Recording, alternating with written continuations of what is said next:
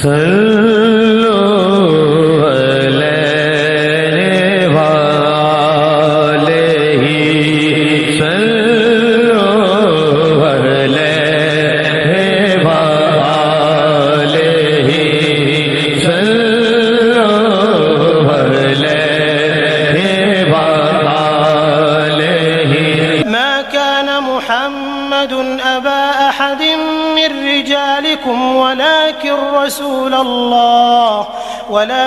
رسول الله وخاتم النبيين وكان الله بكل شيء عليما. نحمده ونصلي على رسوله الكريم اما بعد فاعوذ بالله من الشيطان الرجيم بسم اللہ الرحمن الرحیم. اے انسان، جب تو صبح اٹھتا ہے تو کبھی اللہ کا شکر ادا کیا ہے، اس نے نئی صبح عطا کی ہے.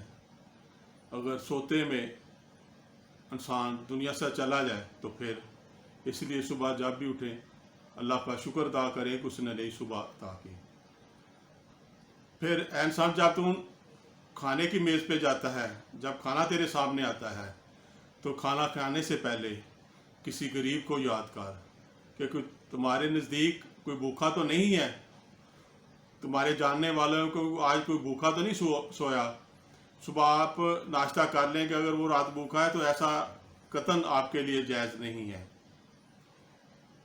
پھر جب تو کپڑے پہنتا ہے تب سوچ کہ کوئی مسکین ننگا تو نہیں ہے، کسی مسکین کا بچہ سردی میں یا گرمی میں ننگا تو نہیں پھر رہا. اگر ایسا ہے تو اس کا خیال کر.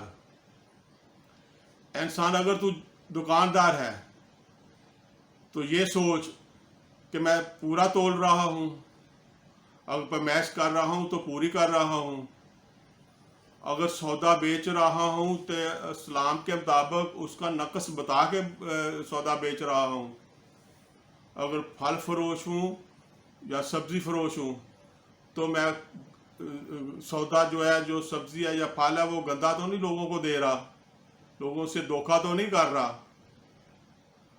انسان، اگر تو کسی دفتر میں نائب قاصد ہے تو یہ سوچ کہ میں اپنی تمام ڈیوٹی پوری کر رہا ہوں یا نہیں کر رہا.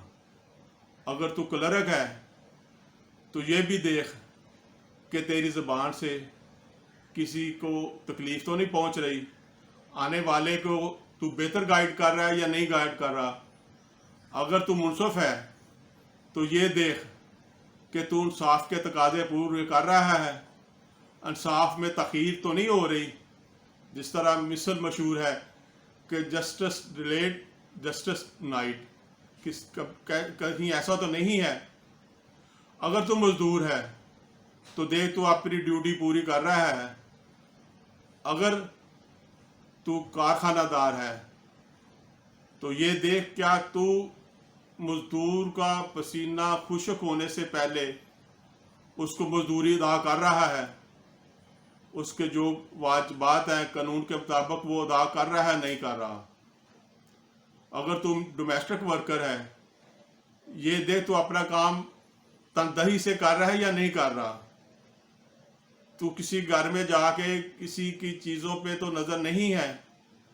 اگر تو اہل خانہ ہے تو یہ دیکھ کہ تو نے خود تو کھا لی ہے، اور جو تمہارا ڈومیسٹک ورکر ہے کیا اس کے حقوق آپ نے جو قانون میں دیے ہوئے ہیں وہ آپ نے پورے کیے ہیں یا نہیں کیے.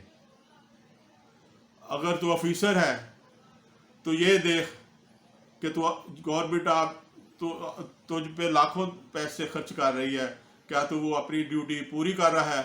اگر تو ڈاکٹر ہے تو یہ دیکھ تو مسیحا کا کردار ادا کر رہا ہے یا نہیں کر رہا. اور خاص طور پہ اگر تو لیڈی ڈاکٹر ہے تو یہ دیکھ کہ میں پیسوں کی خاطر آپریشن تو نہیں کر رہی، اور ایسا اکثر ہو رہا ہے. یہ بڑے ایک سوچنے کی بات ہے، یہ ہمارے لیے ایک لمحہ فکریہ ہے، اس پہ پھر کسی ٹائم بات کی جائے گی.